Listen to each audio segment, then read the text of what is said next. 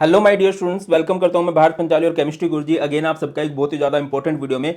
तो आज की वीडियो में हम लोग सॉल्यूशन के सुपर सेलेक्टेड 30 डायमंड क्वेश्चंस करने वाले हैं।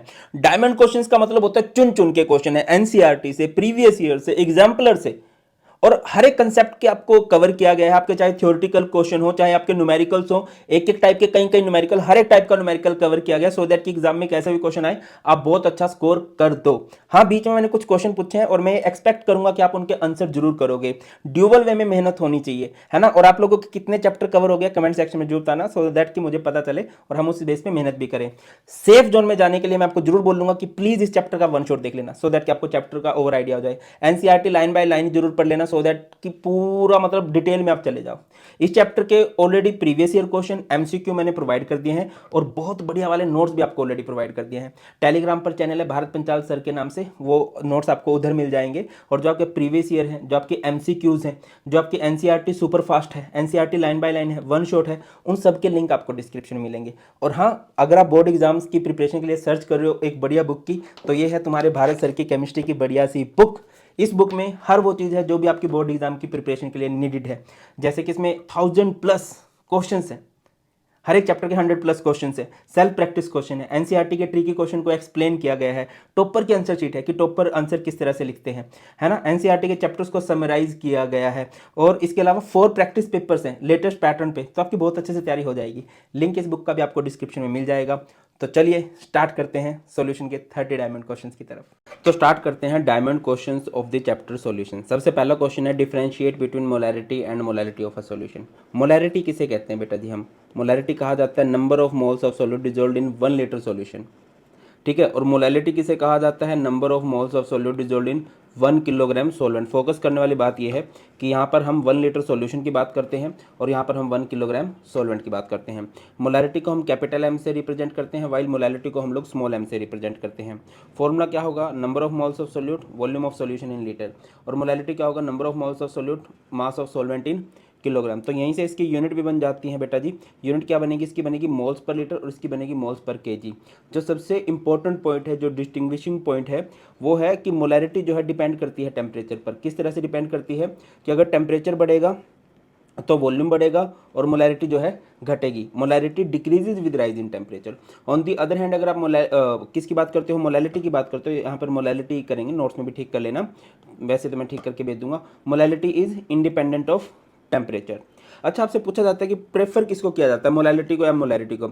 ऑब्वियसली हम उसको प्रेफर करेंगे जो टेम्परेचर के साथ चेंज ना होता ही हो, है ना। तो मोलैलिटी जो है हर एक बार नहीं बदलेगी, दैट्स वाई, यही एक रीजन होता है। लिखा भी गया है molality is preferred over molarity as molality is independent of temperature while molarity is a function of temperature. अच्छा, कभी भी ऐसा भी हो सकता है कि आपको मोलैलिटी निकालनी आ जाए फ्रॉम मोलैरिटी, ऐसे भी हो सकता है कि आपको मोलैरिटी निकालनी आ जाए फ्रॉम मोलैलिटी।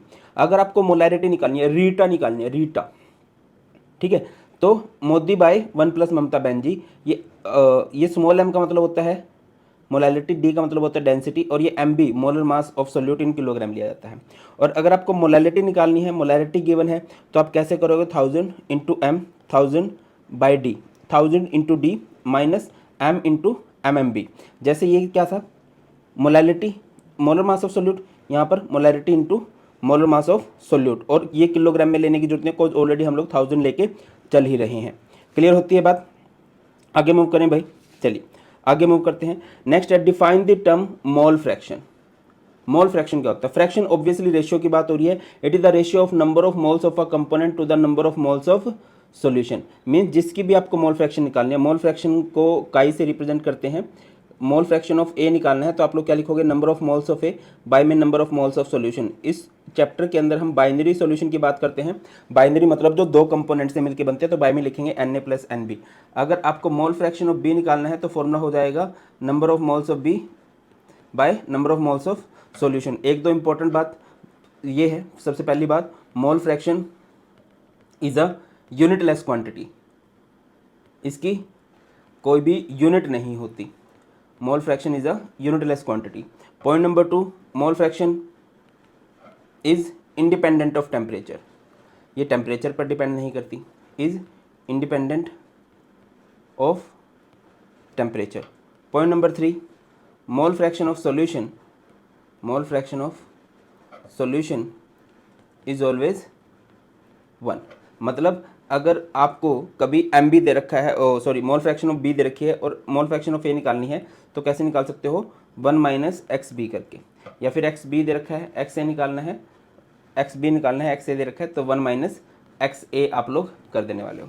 अगला क्वेश्चन है, इंपॉर्टेंट टर्म है, अब देखो कितनी बार क्वेश्चन बना हुआ है। State Henry law and mention 2 of its important application. देखिए जो गैसेज होती हैं वो लिक्विड के अंदर डिजोल्व करना नहीं चाहती। गैसेज की नेचर होती है कि वो हवा में तैरे। जैसे तुम लोग हो, तुम लोग बुक्स से चिपकना नहीं चाहते हो, बट 2-3 प्रेशर तुम्हें बुक्स के साथ चिपकने पे मजबूर कर देते हैं। पेरेंट्स का प्रेशर हो सकता है ना, या फिर एग्जाम्स का प्रेशर हो सकता है। बट जो बच्चे खुद से पढ़ने लग जाते हैं वो ज़्यादा अच्छा कर पाते हैं। कम टू द पॉइंट कि जैसे कि मेरे पास एक कंटेनर है, ये इसके अंदर लिक्विड है। अगर मैं इसके अंदर गैस डिजोल्व कराना चाहता हूँ ना, तो मुझे प्रेशर लगाना पड़ेगा। जितना ज़्यादा प्रेशर लगाऊंगा उतनी ही ज़्यादा गैस डिजोल्व होगी। बाकी बाद में इसको मॉडिफाई किया गया और नई फॉर्म हम लोग क्या पढ़ते हैं, that the partial pressure of gas in vapour phase is proportional to the mole fraction of the gas. कि किसी भी गैस का जो पार्शियल प्रेशर है वो डिपेंड करता है उसकी मोल फ्रैक्शन पे। P is directly proportional to XB, और इसको हटाएंगे तो यहाँ से कांस्टेंट आएगा P is equal to KH XB। अगर हम एक एक की बात करें, P का मतलब क्या है, partial pressure of gas, KH का मतलब क्या है, हेनरी कांस्टेंट, और XB का मतलब क्या होता है बेटा जी, मोल फ्रैक्शन ऑफ गैस। और याद रखिए जो KH है, KH की जो वैल्यू होती है वो डायरेक्टली प्रोपोर्शनल होती है of temperature and inversely proportional होती है टू व्हाट, सोलिबिलिटी। अगर सोलिबिलिटी और KH में कभी रिलेशन पूछा जाता है कई बार, तो उसकी इन्वर्सली प्रोपोर्शनल होती है। आगे एप्लीकेशंस की बात करें तो जहाँ पर भी प्रेशर लगाया जाएगा, यहाँ जहाँ पर भी ज़्यादा प्रेशर होगा वहीं पर गैस की सोलिबिलिटी ज़्यादा होगी, यही बात है। To increase the solubility of CO2 in soft drinks and soda water the bottle is sealed under high pressure. जो कोल्ड ड्रिंक्स होती हैं, आपने देखा होगा PB है कोल्ड ड्रिंक है ना, उसके अंदर डिजोल्व कार्बन डाइऑक्साइड होती है। वो कैसे डिजोल्व कराई जाती है, उस पर प्रेशर लगाया जाता है ना, तभी तो वो ढक्कन को हाई प्रेशर के अंदर सील किया गया होता है। इसके बाद है to minimise the painful effect of decompression sickness in deep sea divers bends बोलते हैं इसको, oxygen diluted with less soluble helium gas. और हीलियम गैस का यूज किया जाता है एज ब्रीथिंग गैस। मैं आपको समझाता हूँ क्या होता है। ये बेटा जी सी लेवल है, सी लेवल पे प्रेशर नॉर्मल होता है। जब हम समुद्र के अंदर जाते हैं ना, है ना, हम मतलब स्कूबा डाइवर बोलते हैं जो समुद्र के अंदर जाते हैं, तो यहाँ पर प्रेशर बढ़ जाता है, प्रेशर इंक्रीज हो जाता है।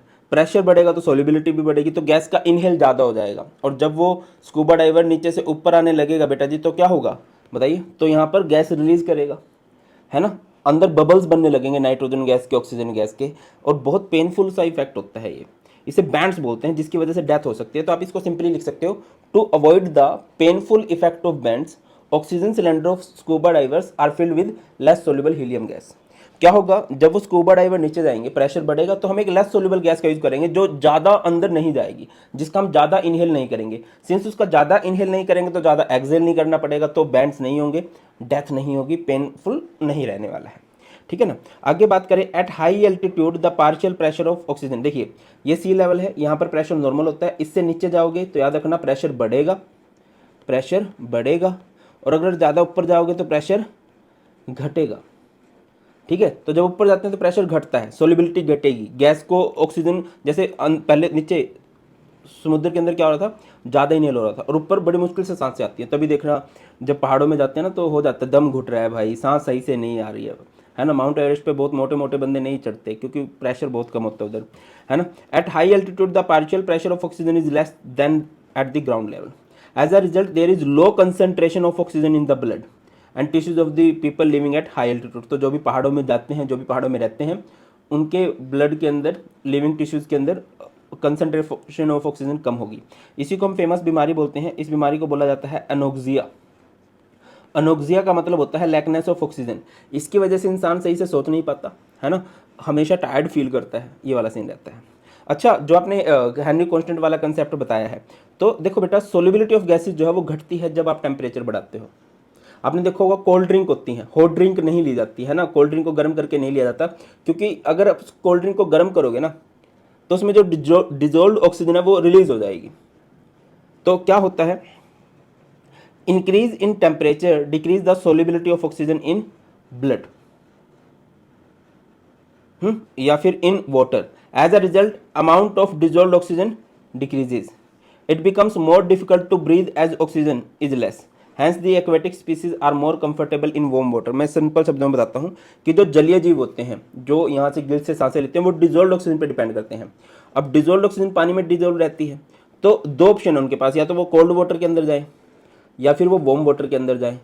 तो होता क्या है, इंपॉर्टेंट पॉइंट को मैंने हाईलाइट भी किया है, increase in temperature decrease the solubility of oxygen, है ना। अगर टेम्परेचर बढ़ेगा तो सोल्युबिलिटी ऑफ ऑक्सीजन घट जाएगी। तो वार्म वाटर में ऑक्सीजन कम है तो उनको ऑक्सीजन ज़्यादा नहीं मिलेगी, तो उन्हें अनकंफर्टेबल फील होगा। ऑन दी अदर हैंड अगर कोल्ड वाटर है तो उसके अंदर डिजोल्व ऑक्सीजन ज़्यादा है तो वो कंफर्टेबल फील करेंगे। क्लियर है। अगला है state Raoult law, what is the similarity between Raoult's law and Henry law. Raoult's law क्या बोलता है, सिंपल सी बात बोलता है भाई, राउल्ट दादा ने किसी भी गैस का partial vapour pressure of gas निकालोगे तो वो डिपेंड करती है उसकी मोल फ्रैक्शन पे। Partial vapour pressure of B निकालोगे तो वो डिपेंड करेगी मोल फ्रैक्शन ऑफ बी पे। ये पार्शियल प्रेशर ऑफ ए निकाल रहे हो तो ए पे, बी की पार्शियल प्रेशर निकाल रहे हो तो बी पे, अगर पार्शियल प्रेशर ऑफ सी निकाल रहे हो तो वो डिपेंड करेगा मोल फ्रैक्शन ऑफ सी पे। अगर इस प्रोपोर्शनलिटी कांस्टेंट को हटाओगे तो ये पी ए क्या हो जाएगा, P note A into X A. P B क्या हो जाएगा, P B is equal to P note B into X B. बेटा जी पी सी क्या हो जाएगा, P naught C into X C. अब मैं थोड़ा सिंप्लीफाइड लैंग्वेज में समझाता हूँ क्या करना चाहता हूँ। Partial vapour pressure of a gas is equal to the vapour pressure of that gas in pure state multiplied by mole fraction of that gas. किसी भी कंपोनेंट का अगर आपको पार्शियल वेपर प्रेशर निकालना है तो वो इक्वल होगा vapour pressure of that component in pure state multiplied by mole fraction of that component. आप partial vapour pressure of B निकाल रहे हो तो इक्वल होगा vapour pressure of B in pure state multiplied by mole fraction of B. Vapour pressure of C निकाल रहे हो, vapour pressure of C in pure state multiplied by mole fraction of C. यही लिखा भी गया है, the partial vapour pressure of each component is directly proportional to the mole fraction. ठीक है। और तो ये है P note A P note B क्या है, प्रोपोर्शनलिटी कांस्टेंट होते हैं, इन्हें vapour pressure in pure state नाम दिया जाता है। बिल्कुल सेम है, सिर्फ फर्क क्या है प्रोपोर्शनलिटी कांस्टेंट का, यहाँ पर हेनरी लॉ के अंदर ये हेनरी कांस्टेंट आता है। According to Henry law partial pressure of gas is proportional to the mole fraction of solute. By comparing the two equation we see they are similar and it seem as Raoult's law is a special case of Henry law, कि जो Raoult's law है वो Henry law का ही special case है। कब, अगर के H P note हो जाए। देखो ना, राउल्ट्स ने क्या बोला, हेनरी ने क्या बोला था, P is directly proportional to X B, है ना। इसको हटाएंगे, पी इज इक्वल टू क्या हो जाएगा, के एच एक्स बी। अगर इस के एच की जगह मैं पी नोट लिख दूंगा तो ये क्या बन जाएगा, राउल्ट्स लॉ ही तो बन जाएगा। तो यही बात उन्होंने बोली थी कि भाई दोनों सेम ही है, दोनों एक ही जैसी बात है अगर के एच और पी नोट इक्वल हो जाते हैं। राउल्ट्स लॉ के दो केस होते हैं बेटा जी, एक होता है फॉर वोलेटाइल सोल्यूट, एक होता है for non volatile solute. Volatile solute क्या होता है, जहाँ पर वेपर प्रेशर ऑफ सोल्यूशन जो है वो सोलवेंट पे भी डिपेंड करता है, सोल्यूट पे भी। देखिए जो आपका सोल्यूशन है, सोल्यूशन किससे मिलकर बनता है, solution is made up of solute plus solvent, ऐसा ही है, सोल्यूट प्लस सोलवेंट। अगर मैं बात करूं वोलेटाइल सोल्यूट की तो क्या लिखा जाएगा कि यहाँ पर जो वेपर्स हैं वो सोल्यूट बना रहा है। और अगर मैं बात करूँ नॉन वोलेटाइल सोल्यूट की तो यहाँ पर सोल्यूट वेपर नहीं बना रहा। नॉन वोलेटाइल मतलब विच कांट फॉर्म वेपर, जब वो वेपर नहीं बना रहा तो वेपर प्रेशर भी नहीं लगेगा, तो पी बी गया। तो पी ए को अगर मैं लिखना चाहूँ P note A into X A, P B P note B into X B. और यहाँ पर पी टी को अगर मैं लिखूंगा सिर्फ लिखूंगा P note A into X ए। समझ रहे हो, यहाँ पर वेपर प्रेशर ऑफ सोल्यूशन दोनों पे डिपेंड करेगा, सोलवेंट पे भी सोल्यूट पे भी। क्यों, क्योंकि यहाँ पर वोलेटाइल सोल्यूट है, पानी में जो सोल्यूट मिलाया गया है वो भी वेपर बना रहा है। और यहाँ पर नॉन वोलेटाइल सोल्यूट है, यहाँ पर सिर्फ सोलवेंट वेपर बना रहा है, सोल्यूट हमारा वेपर नहीं बना रहा। क्लियर है, आगे बढ़ते हैं। और एक बहुत इंपॉर्टेंट क्वेश्चन बनता है यार, आप देखोगे बहुत बार रिपीट हुआ है, what is the difference between ideal solution and non ideal solution. Ideal मतलब जो अच्छा होता है, अच्छा मतलब जो बड़ों की बात मानेगा। बड़ों की बात किस तरह से मानी जाती है भाई, क्या बोलेंगे, दो सॉल्यूशन विच ओबे राउल्ट्स लॉ। और नॉन आइडियल सॉल्यूशन किसे कहेंगे, विच डजंट ओबे राउल्ट्स लॉ, जो राउल्ट्स लॉ की बातों को नहीं मानता है। अगर कोई राउल्ट्स लॉ की बातों को मानता है इट मीन्स वो क्या बोल रहा है, वो ये बोल रहा है कि जो पी ए है, वेपर प्रेशर ऑफ ए है, वो इक्वल होगा vapour pressure of A in pure state multiplied by mole fraction of A. Similarly जो वेपर प्रेशर ऑफ बी होगा वो इक्वल होगा vapour pressure of B in pure state multiplied by mole fraction of B. और since ये तो Raoult's की बातों को मानता नहीं है तो ये क्या होगा, P A is not equals to P note A into X A and P B is not equals to P note B into X B. अब देखिए क्योंकि ये राउल्ट्स की बातों को मान रहा है तो आप क्या लिखोगे, इंटरेक्शन ऑफ ए बी, जो सोल्यूट और सोलवेंट की इंटरेक्शन है वो सेम है as interaction of A and B B. जैसे सोल्यूट के पार्टिकल सोल्यूट को अट्रैक्ट करे थे, सोलवेंट के पार्टिकल सोलवेंट को अट्रैक्ट करे, जब आप उनको मिक्स करोगे तो उनकी इंटरेक्शन भी सेम रहेगी, है ना। मतलब फोर्स ऑफ फ्रैक्शन लगभग सिमिलर होती है तो हमारे पास आइडियल सॉल्यूशन बनता है। और अगर सिमिलर नहीं होती है, अगर यहाँ पर इंट्रैक्शन ऑफ ए बी जो है is not same as interaction of A and B B, अगर सेम है तो आइडियल, नॉट सेम है तो वो क्या बन जाएगा बेटा जी, नॉन आइडियल बन जाएगा। अब क्योंकि इंट्रैक्शन सेम है तो वॉल्यूम में हीट में कोई फर्क नहीं आएगा, तो change in volume after mixing is zero, change in heat after mixing is zero. और इसमें तो सेम नहीं है, कम ज़्यादा हो सकता है वॉल्यूम भी और हीट भी। तो अब अगर मैं ग्राफ की बात करता हूँ, आइडियल नॉन आइडियल का ग्राफ एक बार समझ लीजिए। जिस अंधे ने प्रभु को देखा नहीं वो रूप बनाना क्या जाने। अच्छा, इस तरफ हम लोग क्या लिख लेते हैं, मोल फ्रैक्शन, है ना। तो ये सॉल्वेंट का एरिया है, ये है पी नोट बी, बी नहीं सॉल्वेंट का है तो ए से रिप्रेजेंट करते हैं सॉल्वेंट को, तो हो जाएगा एक्स ए की वैल्यू यहाँ पर 1 होगी, एक्स बी की वैल्यू 0 होगी, कोई दोनों का सम 1 होता है। और जब हम इस तरफ मूव करते हैं तो सोल्यूट का एरिया आ जाता है, यहाँ पर एक्स ए की वैल्यू 0 हो जाती है और एक्स बी की वैल्यू 1 होती है और यहाँ पर हमारा पी नोट पी होता है। अब आपके दिमाग में क्वेश्चन आ सकता है कि सर सोल्यूट तो कम है तो उसका वेपर प्रेशर आपने हाई क्यों लिया है। देखिए, जो सॉल्वेंट हम जनरली लेते हैं तो हम वाटर की बात करते हैं, और वाटर में हाइड्रोजन बॉन्डिंग होती है, उसके पार्टिकल पास पास रहते हैं, उसके इजीली वेपर नहीं बनते तो ज़्यादा वेपर प्रेशर भी नहीं बन पाता। ऑन दी अदर हैंड जो सोल्यूट होते हैं उनके बीच में स्ट्रॉन्ग हाइड्रोजन बॉन्डिंग नहीं होती है, दैट्स वाई इसका वेपर प्रेशर जो रहता है हाइयर रहता है।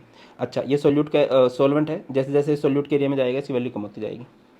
ठीक है, ये सोल्यूट है, जैसे जैसे सॉल्वेंट के एरिया में आएगा इसकी वैल्यू कम होती जाएगी, है ना। अगर मैं पी बी के लिए एक्सप्रेशन लिखना चाहूँ तो क्या लिख सकता हूँ, P B is equal to P note B into X B. Since यहाँ पर एक्स बी की वैल्यू 1 है तो यहाँ पर इसकी वैल्यू हाईएस्ट है, धीरे धीरे एक्स बी की वैल्यू कम होती जा रही है तो इसकी वैल्यू भी कम होती जा रही है। और यहाँ पर अगर मैं बात करूँ पी ए की, पी ए क्या हो जाएगा, P note A into X ए, और जब आप इन दोनों को जोड़ दोगे तो ये क्या बन जाएगा भाई, ये हमारे पास बन जाएगा P T, P T vapour pressure of solution, ये क्या बन जाएगा P A plus P B. अब देखिए, नॉन आइडियल जो होता है उसमें वेपर प्रेशर या तो बढ़ता है या फिर घटता है। जो पॉजिटिव डेविएशन होती है ना, पॉजिटिव डेविएशन में वेपर प्रेशर बढ़ जाता है, तो वेपर प्रेशर जब बढ़ेगा तो वो हाइयर की तरफ आप लोग दिखाओगे, है ना, ऊपर की तरफ दिखाने वाले हो कुछ ओके, मैं इसको ना थोड़ा सा दोबारा से बनाया था सो दैट आपके लिए थोड़ा सा ईजी हो जाए इस चीज़ को समझना, क्योंकि पेपर में ग्राफ आ जाता है।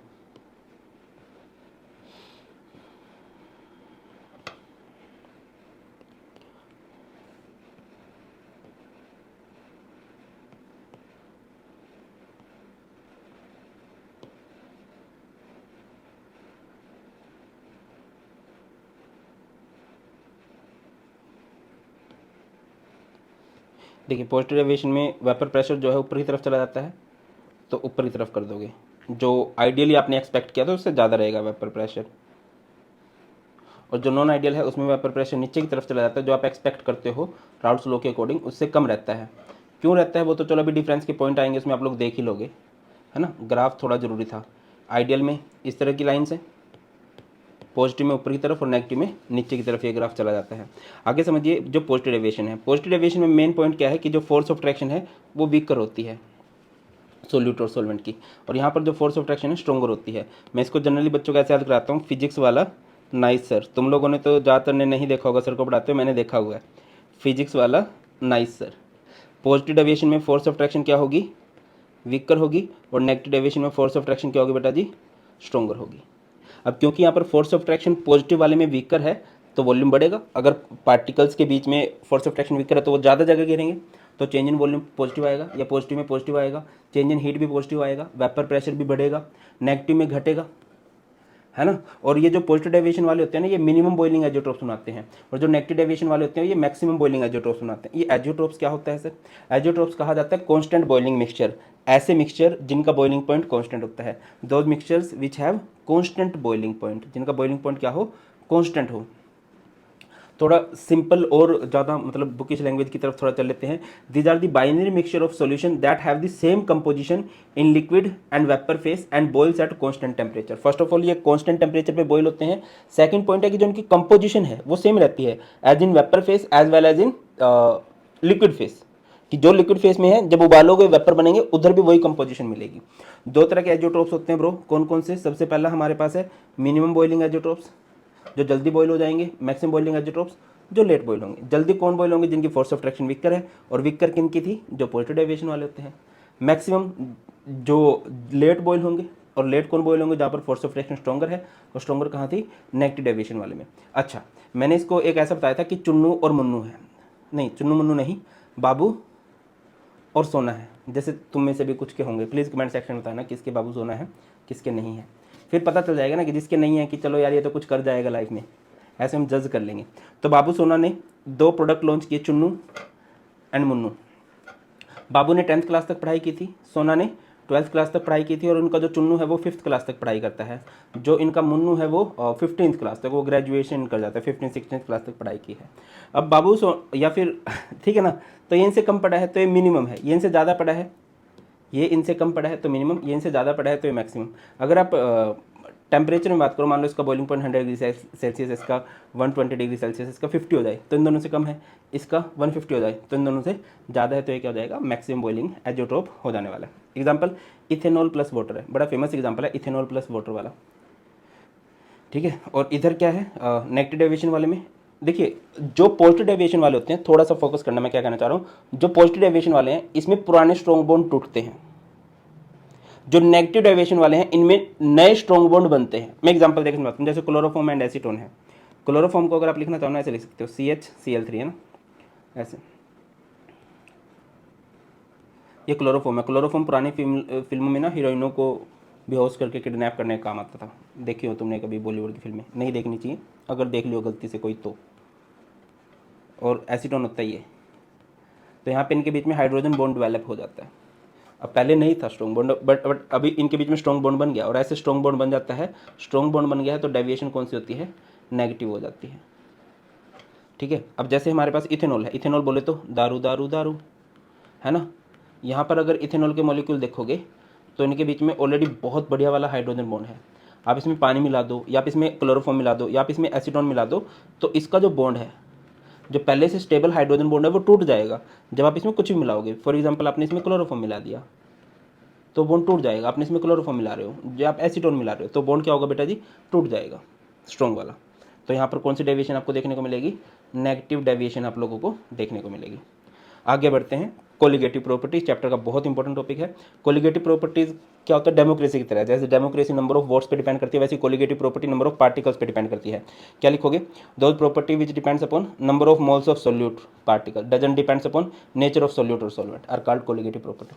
4 तरह की कोलिगेटिव प्रॉपर्टी होती है, 4 तरह की ही होती हैं। कौन कौन सी, पहली है relative lowering of vapour pressure, elevation in boiling point, depression in freezing point, osmotic pressure. अगर मैं सिंबल की बात करूँ, ये होता है P0A minus PS by P0A, elevation in boiling point delta TB, depression in freezing point delta TF, और osmotic pressure को हम लोग पाई से रिप्रेजेंट करते हैं। अगर कोलिगेटिव प्रॉपर्टीज में से पूछा जाए बेस्ट कोलिगेटिव प्रॉपर्टीज कौन सी कंसीडर की जाती है, OP को, OP बोले तो ऑस्मोटिक प्रेशर को बेस्ट कोलिगेटिव प्रॉपर्टी कंसीडर किया जाता है। क्यों कंसीडर किया जाता है, जिसको रूम टेम्परेचर पर कैलकुलेट कर लेते हैं, इसमें कंसनट्रेशन टर्म में आप ऑस्मोटिक प्रेशर का मोलैरिटी का यूज़ करते हो, दैट्स वाई अच्छी होती है।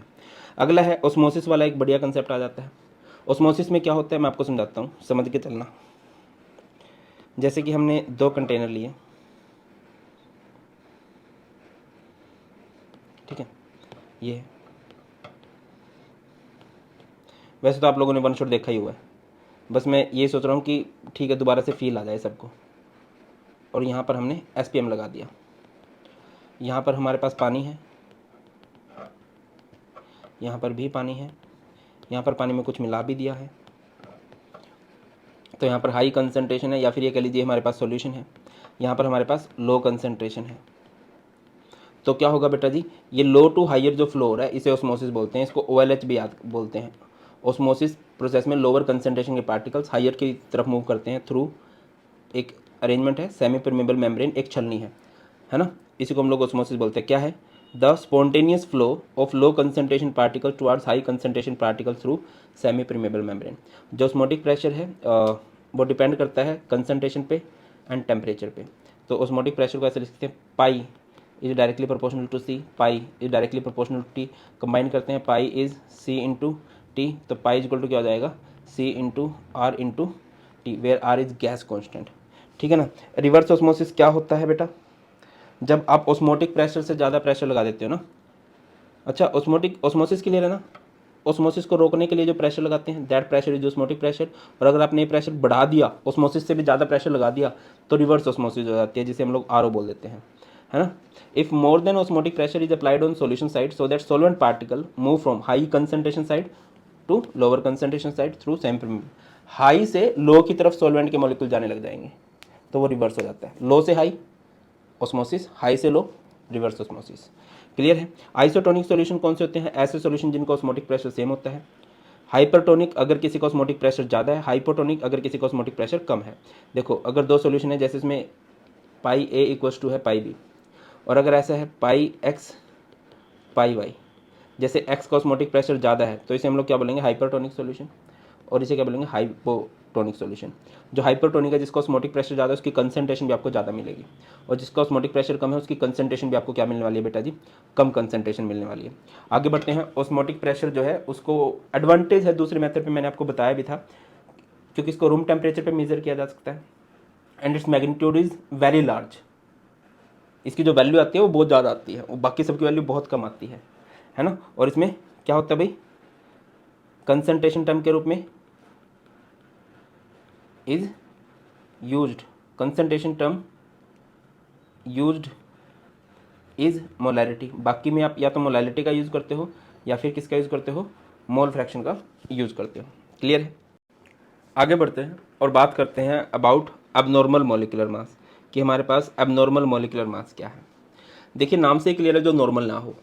होता क्या है कि जब भी कभी आप कोई सोल्यूट लेते हो, वो सोल्यूशन के अंदर जाके एसोसिएशन या डिसोसिएशन शो कर देता है, तो उसकी जो मॉलिक्यूलर मास की वैल्यू आती है वो नॉर्मली एक्सपेक्टेड से अलग आने लगती है। इस तरह के मॉलिक्यूलर मास को हम लोग एबनॉर्मल मॉलिक्यूलर मास बोलते हैं। या फिर कोलिगेटिव प्रॉपर्टी से अलग अलग वैल्यू आने लगे। The molar mass which is either lower or higher than the expected or normal value is known as abnormal molecular mass. अगला है van't Hoff factor. Went Hoff factor क्या होता है? आई से रिप्रेजेंट करते हैं, और ये रेशियो होता है। मैंने इसको सिंपल याद रख रखा है, किससे? नॉर्मली मैन ओबे देयर मदर। इसका मतलब क्या हुआ? आई का फॉर्मूला क्या होता है? Normal molecular mass by observed molecular mass, observed molecular mass. और अगर आप इसे कोलिगेटिव प्रॉपर्टी सीपी की टर्म्स में लिखना चाहोगे तो आई क्या होता है? ये मॉलिक्यूलर मास में और कोलिगेटिव प्रॉपर्टीज में उल्टा रिलेशन होता है, तो ऊपर क्या लिखोगे? Observed value of CP by normal value of CP. ठीक है। वेंट हो फैक्टर क्या होता है? It is the ratio of the experiment value of colligative property to the calculated value of colligative property. ठीक है। और इसी से हमें एसोसिएशन और डिसोसिएशन का पता चलता है। अगर आई की वैल्यू 1 से ज़्यादा आ रही है, इट मीन्स वहाँ पर डिसोसिएशन हुई है। आई की वैल्यू लेस देन 1 आ रही है, इट मीन्स वहाँ पर एसोसिएशन हुई है। अगर आई की वैल्यू इक्वल्स टू 1 आ गई, इट मीन्स वहाँ पर ना एसोसिएशन हुई ना डिसोसिएशन हुई। जैसे NaCl है, ये जाके टूटेगा। जैसे MgCl2 है, ये सॉल्यूशन में जाके ब्रेक डाउन होंगे तो इनकी वैल्यू बढ़ेगी, है ना, आई से ज़्यादा आएगी। जैसे CH3CH है, एसिटिक एसिड है, और अगर आप इसको सॉल्वेंट ले लो बेंजीन, तो ये एसोसिएट होना स्टार्ट कर देता है। ठीक है। और जैसे कुछ हैं, जैसे कि हमारे पास यूरिया है, जैसे कि हमारे पास बेंजीन है, जैसे कि हमारे पास सुक्रोज है ना, ये सब नहीं टूटते आयंस के अंदर। अच्छा, आपको ना कई बार डिग्री ऑफ डिसोसिएशन निकालनी पड़ जाती है। अगर आपको डिग्री ऑफ डिसोसिएशन निकालनी हो तो क्या फॉर्मूला होगा? I-1 bye N-1, where N क्या होता है? नंबर ऑफ पार्टिकल डिसोसिएटेड, कितने पार्टिकल डिसोसिएट हुए हैं, पार्टिकल्स डिसोसिएटेड। और एक होता है डिग्री ऑफ एसोसिएशन, तो फॉर्मूला क्या होता है? I-1 by 1 by N-1। N मतलब नंबर ऑफ पार्टिकल एसोसिएटेड, कितने पार्टिकल हैं जो एसोसिएट हुए हैं, नंबर ऑफ पार्टिकल्स एसोसिएटेड। जब आप degree of dissociation, degree of association निकालते हो ना, फ्रैक्शन में आती है। आपसे कई बार परसेंटेज भी पूछ लेता है, तो जो फ्रैक्शन आई उसको 100 से मल्टीप्लाई कर दोगे तो आपकी परसेंटेज बन जाती है। आगे मूव करते हैं। जैसे कि पहला क्वेश्चन है हमारे पास, कैलकुलेट द, कुछ क्वेश्चन हम खुद से भी सोल्व करेंगे, बाकी बहुत ईजी है, ये सिंपली भी हो सकते हैं। Calculate the molarity of 9.8% W/W solution of H2SO4 if the density of solution is 1.02 gram per millilitre. First of all आपको देखना चाहिए 9.8% आपको क्या बताता है। 9.8% का मतलब ये है कि 9 और W/W मतलब कंपोनेंट भी ग्राम में है, सॉल्यूशन भी ग्राम में है। 9.8 gram of H2SO4 in 100 gram solution. ठीक है। तो डेंसिटी दे रखी है और ये मास दे रखा है, मास ऑफ सॉल्यूशन आपको नहीं चाहिए होता, आपको वॉल्यूम ऑफ सॉल्यूशन चाहिए होता है। तो डेंसिटी का formula mass by volume, volume निकाल लेंगे मास बाय डेंसिटी। इसके बाद मोलैरिटी का फॉर्मूला लगाओ बेटा। मोलैरिटी का फॉर्मूला क्या ही होता है बताइए? मोलैरिटी का फॉर्मूला होता है वॉशिंग मशीन 1000 में देगी विमला। जब आप न्यूमेरिकल सॉल्व करने गए हो तो washing means mass of solute कितना है 9.8, molecular mass of solute given होगा, जनरली आपको गिवन होगा 99.99%। ठीक है। H2SO4 का मोलर मास कितना होता है भाई?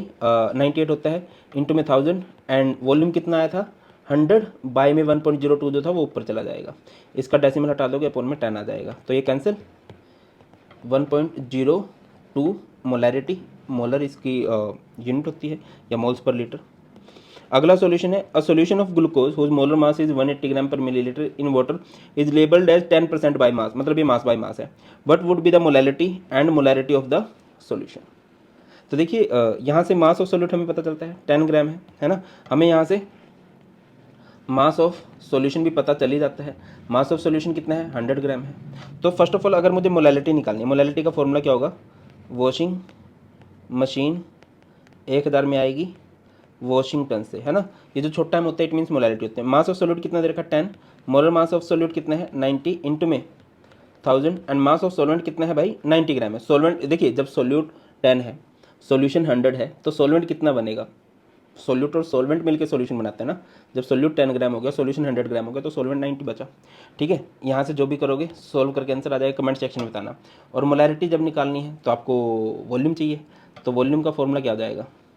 मास बाय डेंसिटी, है ना। मास ऑफ सॉल्यूशन चाहिए आपको, मास ऑफ सॉल्यूशन कितना होता है गिवन है 100, और डेंसिटी कितनी रखी है 1.2। फॉर्मूला लगा दीजिए। वॉशिंग मशीन 1000 में देगी, कौन देगी भाई? विमला। वॉशिंग मशीन 1000 में देगी Vimla. Washing means mass of solute कितना दे रखा है बेटा जी आपको 10, मोलर मास कितना है इसका? ओके यहाँ पर 90 नहीं आना था, मोलर मास ऑफ सोल्यूट आपको गिवन है, ग्लूकोज की बात हो रही है 180, और यहाँ पर 1000, एंड वॉल्यूम कितना है 100 बाय का 1.2 ऊपर चला जाएगा। मुश्किल कैलकुलेशन मैं कर देता हूँ, ये कैंसिल है ना, ये पूरा कैंसिल हो जाएगा। इसका डेसिमल हटाओगे अपॉन में 10 आ जाएगा। ये 2/3 और 2/3 यानी कि 0.66 मोलर। ठीक है, इसको सॉल्व कर लेना, इजीली हो जाएगा। 0.62 आ गया। आगे बढ़ते हैं, नेक्स्ट क्वेश्चन पे चलते हैं। नेक्स्ट है an unknown gas x is dissolved in water at 2.5 bar pressure and has mole fraction 0.04 in solution. मैं इसको बोलो तो अगले पेज पे लिख के थोड़ा सोल्व करा देता हूँ। ठीक है, ये डायरेक्ट भी हो सकता है, डायरेक्ट में थोड़ा सा दिमाग लगाना पड़ेगा, और बिना दिमाग लगा के प्रॉपर भी सॉल्व कर सकते हो लेंथी वे में भी। एक गैस एक्स है जहाँ पर उसका प्रेशर कितना है 2.5 बार है ना, और मोल फ्रैक्शन है उस गैस की 0.04 है। ठीक है, the mole fraction of x gas निकालनी है आपको। दूसरे केस में एक्स भी निकालना है जब आपने प्रेशर को डबल कर दिया, प्रेशर को आपने 5 बार कर दिया। ऑब्वियसली आपको पता है कि प्रेशर के डायरेक्टली प्रोपोर्शनल होती है मोल फ्रैक्शन। जितना प्रेशर बढ़ाओगे मोल फ्रैक्शन ऑफ गैस भी बढ़ती चली जाएगी। जब प्रेशर डबल किया है तो ऑब्वियसली मोल फ्रैक्शन भी डबल हो जाएगी। पहले 0.04 है तो वो 0.08 हो जाएगी। बट ये पेपर में तो सॉल्व करके आना ना, पेपर में तो लेंथ वे में चलेंगे। तो P इज इक्वल टू क्या होता है KH into X B. Generally जब आपको दो डाटा दिए होते हैं पहले डाटा से आप कांस्टेंट की वैल्यू निकालते हो, तो यहाँ से KH की वैल्यू निकाल लोगे। P प्रेशर कितना है 2.5 बाई 0.04। इधर भी P इज इक्वल टू क्या हो जाएगा KH एक्स बी, कॉन्स्टेंट तो नहीं बदलेगा है ना। तो P प्रेशर कितना है 5 है, KH कितना दे रखा है 2.5 बाई 0.04, और यहाँ से एक्स भी निकल जाएगा। तो ये जब इधर जाएगा तो ये 2, तो ये एक्स भी कितना हो जाएगा 0.08। ठीक है, अच्छा इसके चांसेस भी हैं कि कई बार मैं कैलकुलेशन में गलत कर सकता हूँ। वैसे तो आंसर सामने है, बहुत कम चांसेस है कि मैं गलत करूँगा, बट अगर गलती हो भी जाए तो क्षमा कर देना, ये सोच के कि सर की उम्र हो चली है, सर केमिस्ट्री के टीचर है, मैथ में थोड़ा हाथ ऐसा ही है। ठीक है, क्षमा कर देना प्लीज़, मैंने तुम्हारा क्या बिगाड़ी है। अगले क्वेश्चन पे चलते हैं। Calculate the solubility of CO2 in water at 298 kelvin. आपको सोल्युबिलिटी निकालनी है, आपको प्रेशर दे रखा है और KH दे रखा है ना। KH दे रखा है कितना, ये दे रखा है आपको KH, ये दे रखा है। तो P इज इक्वल टू क्या होता है KH into X B. P is equal to KH। अब मोल फ्रैक्शन की बात नहीं की गई है, यहाँ पर बात की गई है सोल्युबिलिटी की, आपको निकालनी है। तो सोल्युबिलिटी क्या हो जाएगा बेटा, सोल्युबिलिटी हो जाएगा P बाय KH। प्रेशर कितना दे रखा है आपको 760 और के एच कितना दे रखा है। अच्छा, एक क्वेश्चन जो है 2020 में आया था, के एच कितना है आपका 1.25 इंटू 10⁶। तो यहाँ से आप सिंपल आउट करोगे तो आपका सोलिबिलिटी आ जाने वाली है। क्लियर होती है बात? आई थिंक तो क्लियर होगी सबको। अगले क्वेश्चन पे चलते हैं। नेक्स्ट भैया हमारे पास, ओके ये हो चुका है। अगला है the partial pressure of ethane over a saturated solution containing 6.56 gram of ethane is 1 बार। ठीक है, एक डाटा तो आपको दे रखा है ये, और दूसरा डाटा दे रखा है if the solution contain 5.0 into 10⁻² gram of ethane then what will be the partial pressure of the gas. मेरे हिसाब से इजी है। तो पहले वाले डाटा में आपको प्रेशर दे रखा है और क्या दे रखा है, मास दे रखा है। यहाँ पर फॉर्मूला लगाओगे m is equal to K H P वाला, mass of gas dissolve is proportional to pressure applied, m is equal to क्या बन जाता है के एच पी। तो यहाँ से आप लोग के एच निकाल लोगे, के एच आ गया। अगले वाले में पुट कर दोगे। क्लियर है कि नहीं? अगले वाले में कैसे पुट करोगे, आपको मास तो दे रखा है, प्रेशर आपको निकालना था, के एच की वैल्यू आपकी ये आ गई थी बेटा। गेटिंग माई पॉइंट और नोट? क्या बोला है मैंने? मैं अगले पेज पे समझा देता हूँ, नहीं समझ में आई वैसे तो आ जानी चाहिए, अगर नहीं आई है तब भी कोई बात नहीं। देखिए तो m इज इक्वल टू क्या हो जाएगा के एच पी। तो यहाँ से के एच क्या आ जाएगा m बाय पी। मास कितना है 6.56 इंटू 10⁻², और प्रेशर कितना है 1 ही है, वो कोई बात नहीं। दूसरे केस पे चलते हैं। m is equal to K H P. मास कितना दे रखा है आपको, मास दे रखा है 5.0 इंटू 10⁻²। यहाँ से p ये के एच अपॉन में आ जाएगा, और के एच आपने ऊपर से सॉल्व भी किया है 6.56 इंटू 10⁻²। ये सिंपल आउट कट हो जाएगा।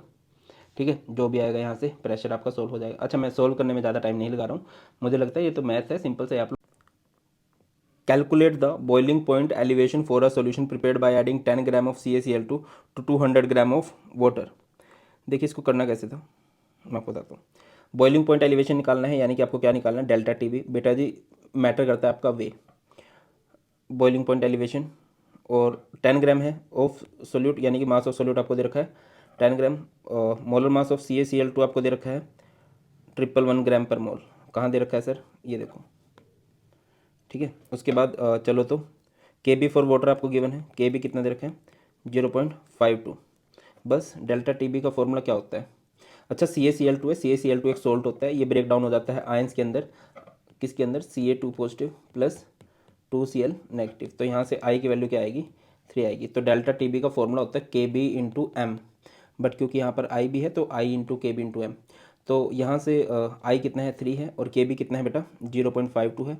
एम यानी मोलैलिटी, मोलैलिटी का फॉर्मूला क्या होता है, वॉशिंग मशीन 1000 में आएगी, कहाँ से आएगी भाई वॉशिंगटन से आएगी। वैल्यूज ही तो पुट करनी है, 3 इंटू में 0.52। मास ऑफ सोल्यूट आपको कितना दे रखा है 10। Molar mass of solute 111 into में 1000, एंड मास ऑफ सोलवेंट ये हमने नहीं लिखा, मास ऑफ सोलवेंट कितना दे रखा आपको 200 ग्राम। ठीक है, इसके बाद इसको सिंपल आउट करना है, ये 5 पे चला जाएगा, बाकी जो भी आएगा आंसर आएगा। क्लियर है कि नहीं? तो यहाँ से जब आप इसको सिंपल आउट करोगे 0.450 आ जाएगा। जो भी आएगा वो डेल्टा टी बी ही आने वाला है। नेक्स्ट क्वेश्चन है हमारे पास, calculate the freezing point of the solution. अच्छा, इस पे डिफरेंस कर लीजिएगा कि क्या पूछ रहा है। फ्रीजिंग पॉइंट ऑफ सॉल्यूशन का मतलब आपको TF निकालना है। When 31 gram of ethylene glycol, यानी कि WB कितना दे रखा है 31 ग्राम दे रखा है, dissolved in 500 gram of water, यानी कि मास ऑफ सॉल्वेंट कितना दे रखा है आपको 500 ग्राम दे रखा है।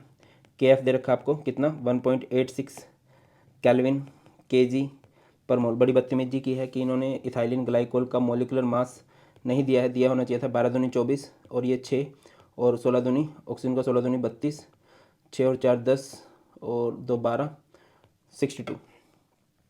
मोलर मास ऑफ सोल्यूट कितना आ जाएगा 62 ग्राम पर मोल। तो आपको डेल्टा TF का फॉर्मूला पता होगा, यहाँ पर आई नहीं लगेगा, इथाइलिन ग्लाइकोल है तो नहीं बता रखा कि एसोसिएशन है डिसोसिएशन है, तुम्हें भी खुद से नहीं दिखाई दे रहा कि ये सोल्ट है, तब आप लोग देखते। तो डेल्टा TF का फॉर्मूला होगा KF into m. KF molality का फॉर्मूला होता है वॉशिंग मशीन 1000 में आएगी, कहाँ से आएगी भाई वॉशिंगटन से आएगी। KF कितना दे रखा आपको 1.86, मास ऑफ सोल्यूट कितना दे रखा 31, मोलर मास कितना है 62 इंटू में 1000/500 है ना। हाँ, तो ये 2 पे जाएगा, 500 2 जा, और ये 2 से 2 कैंसिल। डेल्टा टी एफ कितना आ गया, 1.86 आ गया। अब डेल्टा टी एफ का फॉर्मूला आपको पता होना चाहिए। डिप्रेशन इन फ्रीजिंग पॉइंट का फॉर्मूला कहता है T note F minus T F. तो आपको टी एफ निकालना ना, टी एफ को इधर ले आओ, तो ये क्या हो जाएगा, T note F minus delta T F. T note F freezing point of pure water 0 degree Celsius होता है, या फिर 273 केल्विन मान सकते हो, माइनस कर दोगे 1.86। बाकी कई जगह पर 273.15 भी माना गया, आप कुछ भी कर सकते हो, कोई दिक्कत है नहीं। जो भी आएगा वो आपका आंसर आ जाएगा। जैसे 273 में से 1.86 माइनस करेंगे तो 271.14 केल्विन आ जाएगा। नेक्स्ट क्वेश्चन है हमारे पास, some ethylene glycol is added to your car's cooling system. Ethylene glycol क्या होता है, एक एंटी डिप्रेसेंट होता है, एंटी फ्रीज होता है, सॉरी, जो फ्रीज नहीं होने देगा आपके रेडिएटर के अंदर पानी को। ठीक है, तो कुछ कुछ डाटा दे रखा है आपको, सम दे रखा है, यानी कि आपको ऑब्वियसली मास ऑफ सोल्यूट निकालना पड़ेगा।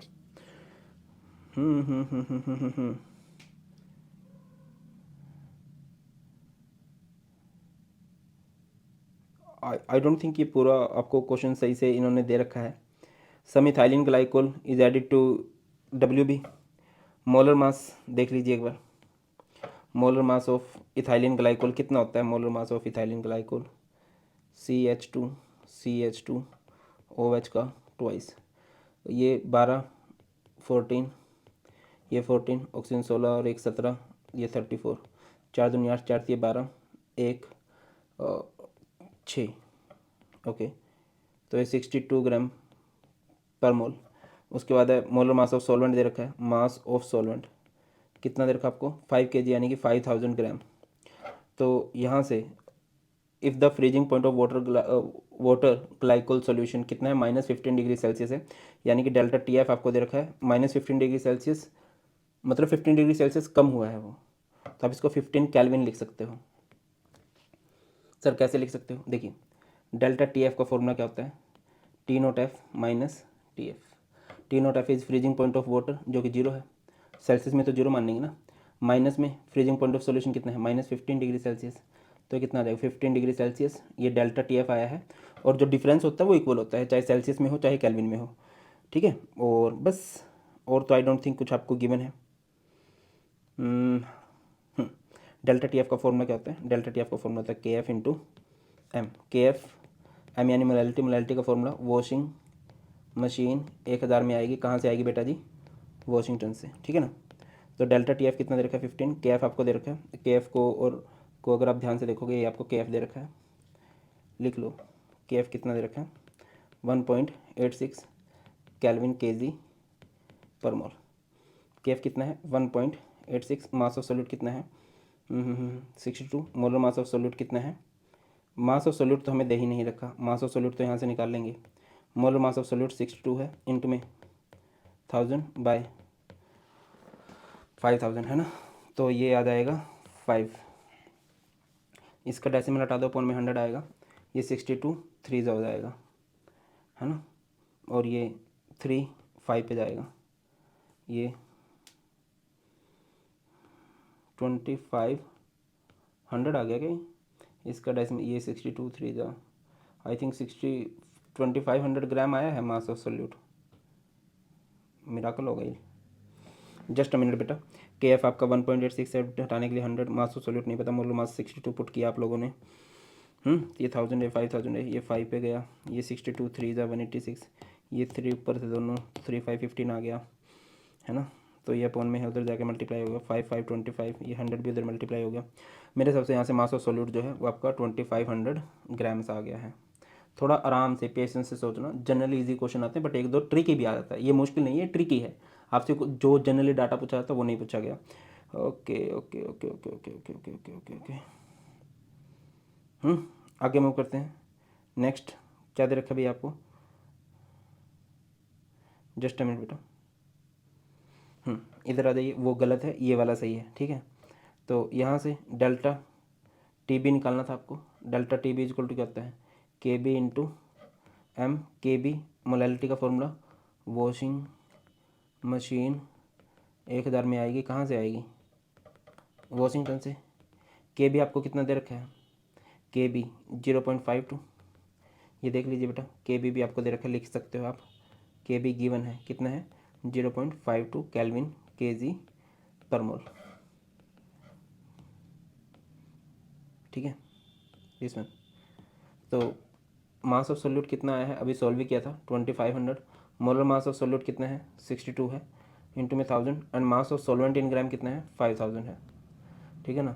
तो ये कितना आ जाएगा 25 टू ज़ा 5000, इसका डेसिमल हटाओगे अपॉन में 100 आएगा, ये जाएगा 10 पे, ये 5 है ना मेरे हिसाब से तो ऐसे।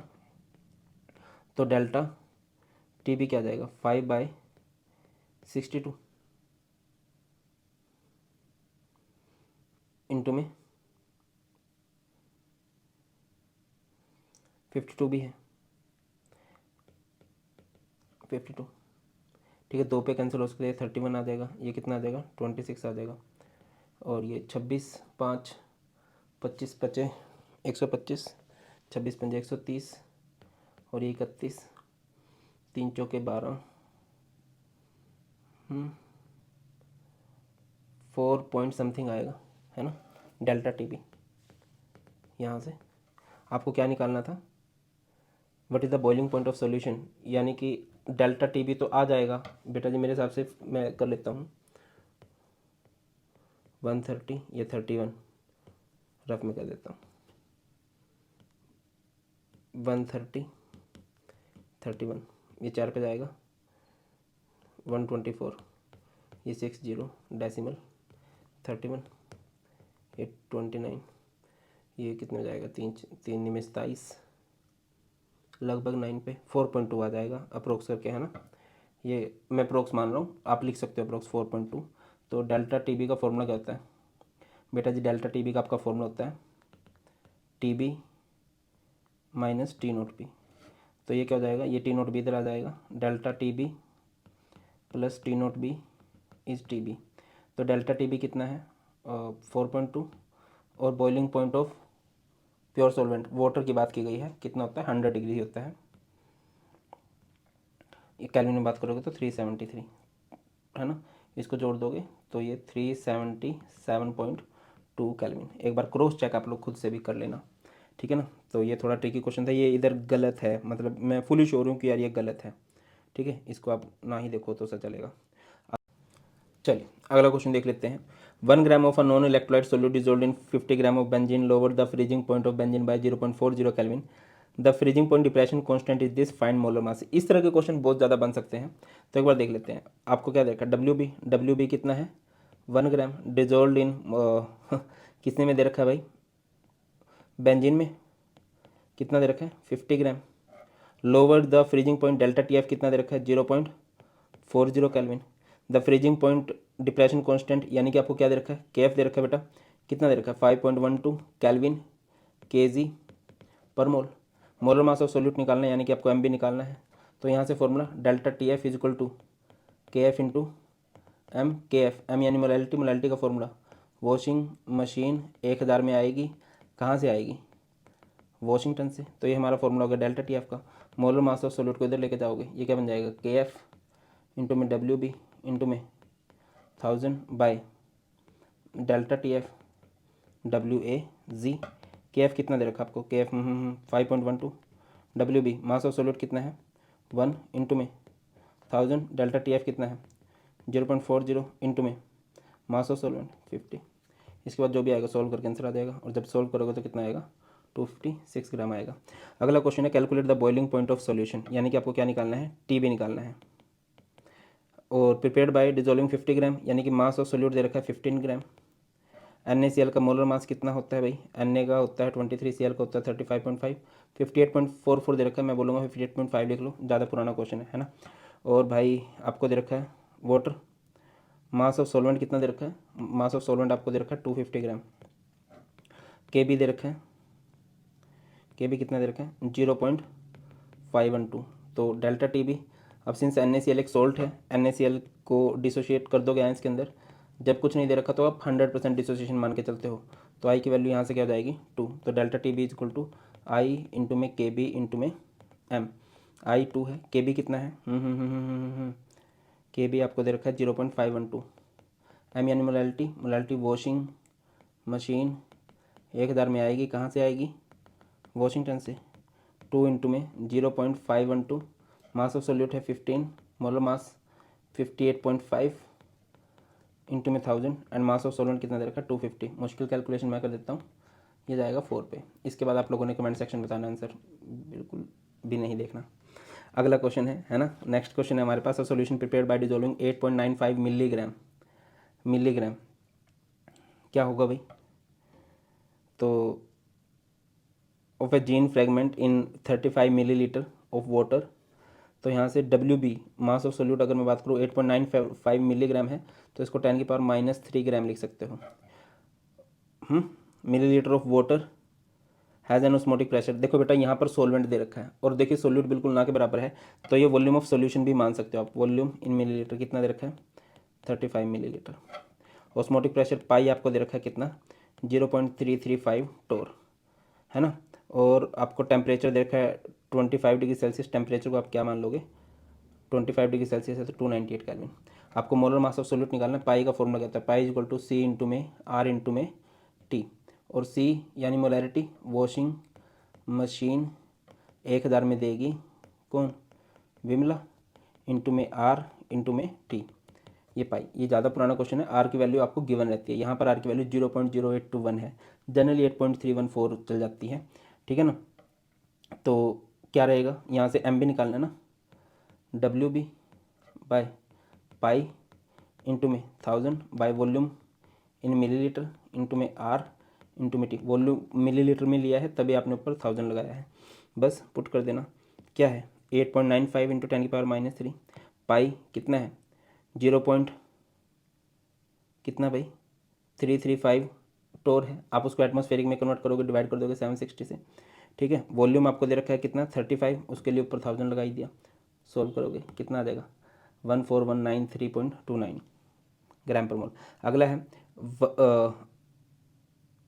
अब 1 मोलल यानी कि आपको मोलैलिटी की वैल्यू दे रखी है कितनी 1 trichloroacetic acid is heated to its boiling point. Boiling point आपको दे रखा है 100 पॉइंट, ये बॉइलिंग पॉइंट ऑफ सॉल्यूशन है, कितना है भाई 100.18 डिग्री सेल्सियस, है ना। और टी नॉट भी तो कितना ही होता है 100 डिग्री सेल्सियस। तो यहाँ से अगर डेल्टा टी बी मैं निकालना चाहूँ 0.18 डिग्री सेल्सियस या 0.18 केल्विन भी लिख सकते हो।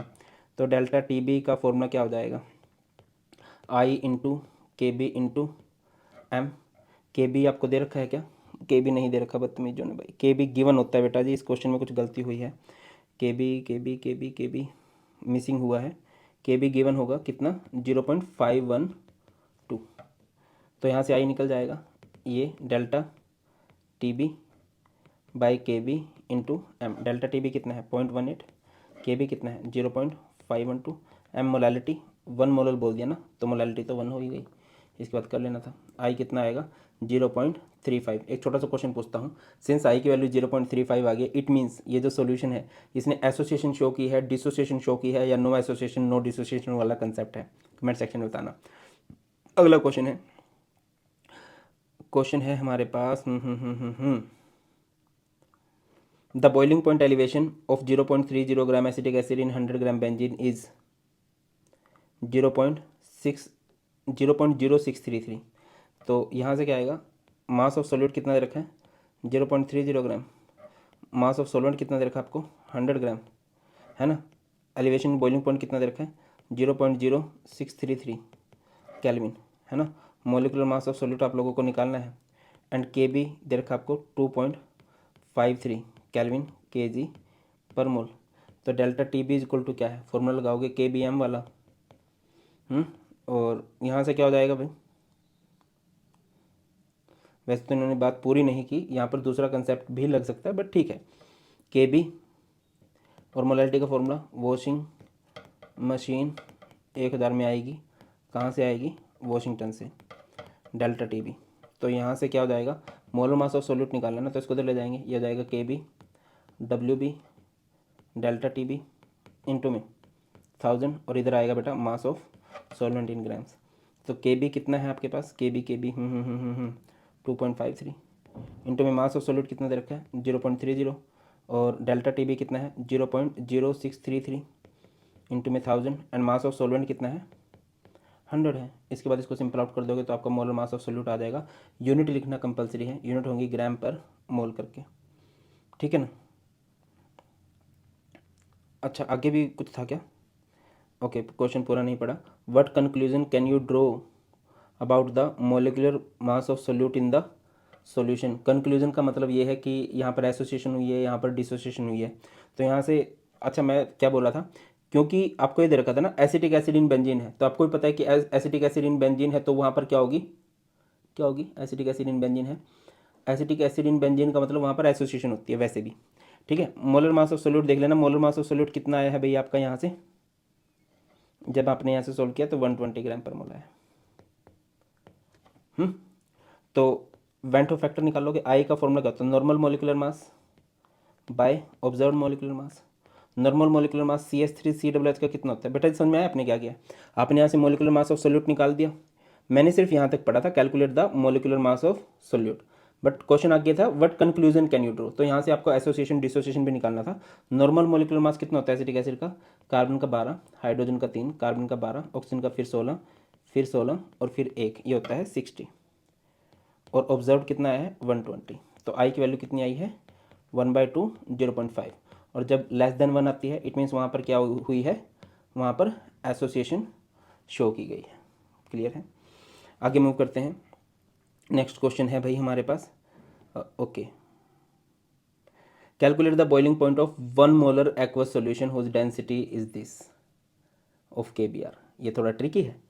अब इस क्वेश्चन को करने के लिए क्या कर सकते हैं हम लोग, देखो दो तरीके हो सकते हैं, या तो आप मोलैरिटी दे रखी है मोलैरिटी निकाल लो, या फिर आप प्रॉपर चलो 1 मोलर का मतलब क्या होता है 1 mole of KBr in 1000 millilitre, यही होता है, या 1 लीटर है ना। अगर 1 मोलैरिटी है तो भाई 1 mole of KBr in 1000 millilitre. अब 1 मोल का मतलब मास कितना है, पोटेशियम का मास कितना होता है बेटा जी, यहाँ पर इनका मोलर मास दे रखा है आपको, कितना दे रखा है 319, ये तो बहुत ज़्यादा है, 319 नहीं होना चाहिए, 119 होना चाहिए। ओके 119 ही है, 119 यानी कि 119 gram of KBr in 1000 millilitre of solution. अब आपको मास निकालना है, मास कैसे निकाला जा सकता है, डेंसिटी का, density is mass by volume. Density क्या होती है, मास बाय वॉल्यूम। ये मुश्किल क्वेश्चन में काउंट किया जाएगा। और अगर आपको मास निकालना है तो ये क्या हो जाएगा, डेंसिटी इनटू वॉल्यूम। अब आप देखो डेंसिटी कितनी दे रखी है 1.06 और ये कितना दे रखा है 1000, वॉल्यूम तो 1000 है, डेसिमल हटाओगे अपॉन में 100 आ जाएगा, तो डबल जीरो से डबल जीरो कैंसिल, ये कितना आ जाएगा 119 gram of KBr in 1060 gram of solution, या फिर 119 ग्राम ऑफ KBr इन, इसको इसमें से माइनस करोगे 1060 में से, जब आप 119 माइनस करोगे तो ये 1, ये 5 - 1 4 और ये कितना बचेगा 6 नहीं 9 इन 941 ग्राम ऑफ सॉल्वेंट। तो बस कर दो भाई, बॉइलिंग पॉइंट निकालना है तो पहले डेल्टा TB निकाल सकते हो। डेल्टा TB इक्वल टू क्या हो जाएगा KB इंटू M। वैसे तो KBr है, KBr आयंस में टूटेगा, याद रखना K positive and Br negative, तो यहाँ से I वाला फॉर्मूला लगेगा I into KB into M, I into KB into molality का फॉर्मूला वॉशिंग मशीन 1000 में आएगी, कहाँ से आएगी भाई वॉशिंगटन से, यही होगा ना। I कितना है 2, KB कितना है बेटा जी 0.52, मास ऑफ सोल्यूट कितना है 119, मोलर मास कितना है 119 और ये 1000 बाय 941, ये तो कैंसिल हो जाएगा। जो भी करोगे यहाँ से डेल्टा TB की कुछ वैल्यू आएगी और फिर आप फॉर्मूला लगाओगे delta TB is equal to क्या होता है TB minus T0B। Delta TB में आप जोड़ दोगे किसको T0B को, तो आपका बॉइलिंग पॉइंट ऑफ सॉल्यूशन। एक तरीका तो हो सकता था ये, या फिर दूसरा तरीका कौन सा हो सकता था? आपको सॉल्यूशन दे रखा है 1 मोलर है, डेंसिटी दे रखी है, मोलर मास दे रखा है, के भी दे रखा है, तो आप मोलैलिटी निकाल लो। फॉर्मूला क्या लिखवाया था? 1000 into molality, 1000 into density, molality into में मोलर मास ऑफ सोल्यूट। यहाँ से मोलैलिटी आ गई सिंपली, बस पुट कर दो। ये ज़्यादा सिंपल लग रहा है मुझे तरीका, है ना? ये उससे ज़्यादा सिंपल है। इस तरीके से भी आप लोग इस क्वेश्चन को कर सकते हैं। चलिए नेक्स्ट क्वेश्चन देख लेते हैं। अ 0.561 molar solution of an unknown electrolyte depress the freezing point of water bye 2.93 degree Celsius. यानी कि आपको क्या दे रखा है? डेल्टा टी एफ दे रखा है 2.93 डिग्री सेल्सियस, केल्विन में भी लिख सकते हो। आपको मोलैलिटी भी दे रखी है, कितनी दे रखी है? 0.561। What is went of factor के एफ दे रखा आपको 1.86 केल्विन। डिग्री सेल्सियस पर मोल को आप केल्विन के जी पर मोल लिख सकते हो। तो यहाँ से डेल्टा टी एफ का फॉर्मूला आ जाएगा, delta T F is equal to क्या आ जाएगा? I into K F into m. तो यहाँ से आई की वैल्यू निकालनी है, तो क्या बन जाएगा? Delta T F K F m. Delta T F कितना दे रखा है बेटा जी आपको? 2.93 बाई में के एफ कितना है? 1.86 और मोलैलिटी कितनी है? 0.561। इसको जब सिंपल आउट करोगे तो आपकी आई की वैल्यू आ जाएगी, और सिंपल आउट करके कितना आएगा? 2.807 वोल्ट आ जाएगा। क्लियर है? अगला क्वेश्चन आपको, अच्छा एक और क्वेश्चन ट्राई करते हैं। An aqueous solution containing 12.48 gram of barium chloride. तो यहाँ से आपको मास ऑफ सोल्यूट तो पता लग रहा है कितना है? 12.48 ग्राम है ना? Dissolve in 1 kg of water, यानी कि मास ऑफ सोलवेंट मान सकते हो ग्राम्स के अंदर कितना है? 1000 ग्राम है। Calculate the degree of dissociation. अच्छा, वाटर बॉइल्स एट 373.0832 के बी दे रखा है, 0.52 केल्विन पर molar. Molar mass of solute आपको दे रखा है कितना? 208.34 ग्राम पर मोल। डेल्टा टी बी क्या हो जाएगा? T B minus T naught B. T B कितना है?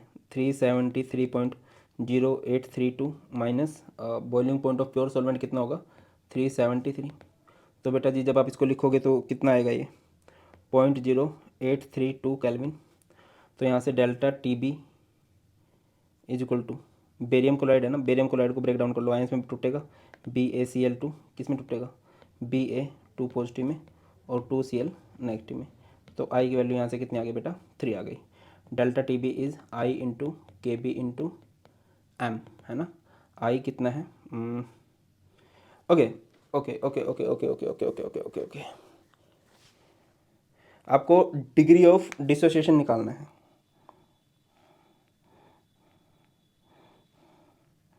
तो जब आपको डिग्री ऑफ डिसोसिएशन निकालना हो ना, तब आप आई की वैल्यू पुट करके नहीं चलते हो, तब आप आई की वैल्यू निकालते हो। ठीक है, देखिए यहाँ पर आई की वैल्यू में 3 क्यों पुट करता हूँ? तब मैं मान के चलता हूँ कि 100% डिसोसिएशन हुआ है, बट अभी इसने बोला नहीं है कि 100% हुआ है, वो बोला डिग्री निकाल लो। तो यहाँ से बेटा जी आप आई को रखोगे, है ना, और ये बन जाएगा delta T B by K B into में एम। एम तो क्या ही होगा? वॉशिंग मशीन ऊपर। ओके, इसको लिख देता हूँ,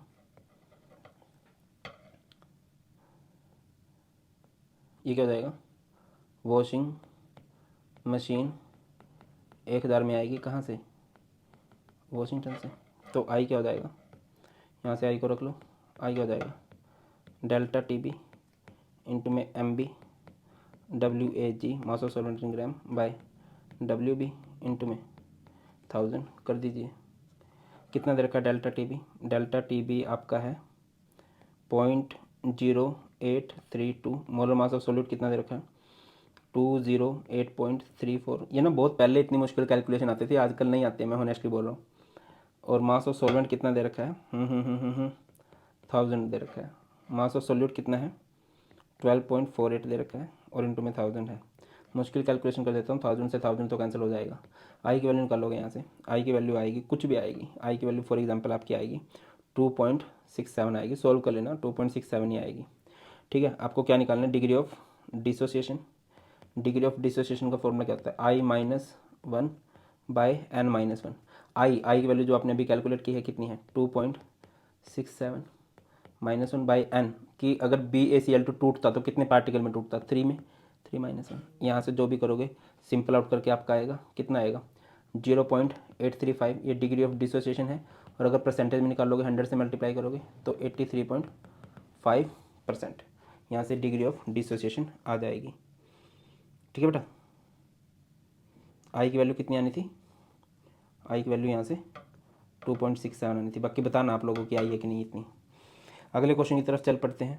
a solution is prepared by dissolving 10 gram of non volatile solute, यानी कि मास ऑफ सोल्यूट आपको दे रखा है, कितना दे रखा है, 10 ग्राम दे रखा है of volatile solute, and mass of solvent कितना है इधर, 200 ग्राम है। It has a vapour pressure at this, vapour pressure of pure water, अच्छा पी एस दे रखा है आपको 31.84 मिलीमीटर मरकरी, और vapour pressure of pure water दे रखा है, पी नोट ए आपको दे रखा है 32 मिलीमीटर मरकरी।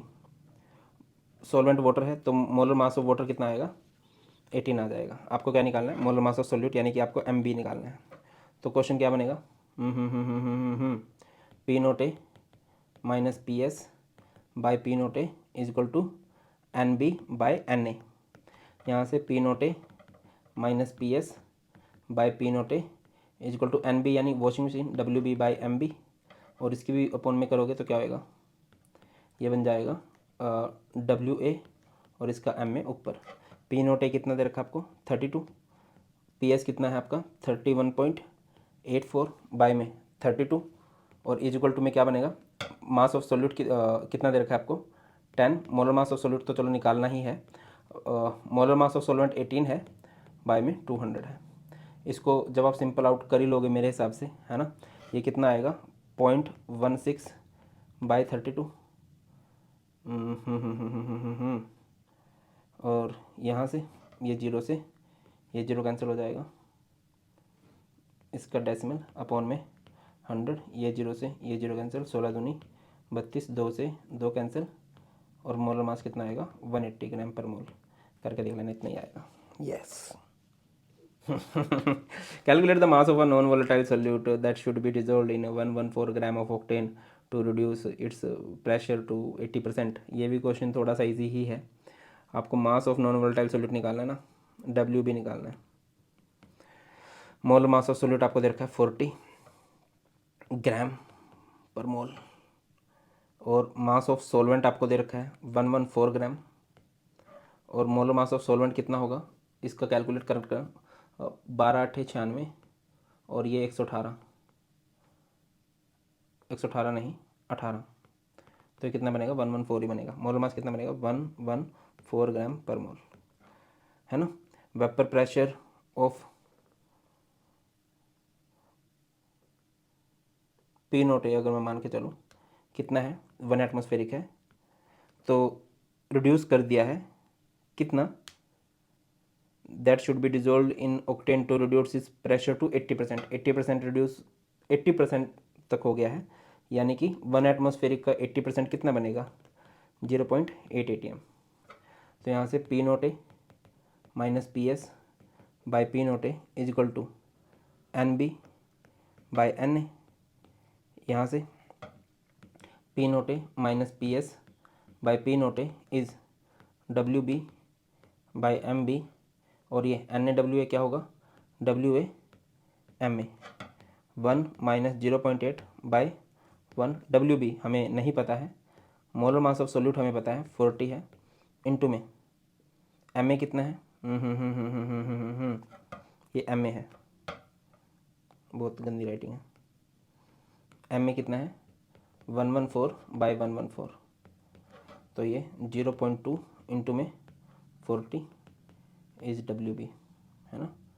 तो कितना आ जाएगा, I think 8 gram is W B. Clear है। तो ये था बेटा जी सिंपल सा हमारा सॉल्यूशन के super 30 diamond questions. I hope आपको बहुत बढ़िया तरीके से समझ में आ गए होंगे, और इस लेक्चर के नोट्स आपको मिल जाएंगे टेलीग्राम चैनल से, आप लोगों ने जरूर से चेकआउट कर लेने हैं। दैट्स ऑल, ख्याल रखिए, बहुत जल्द मिलते हैं। God bless you, please take care, जय हिंद।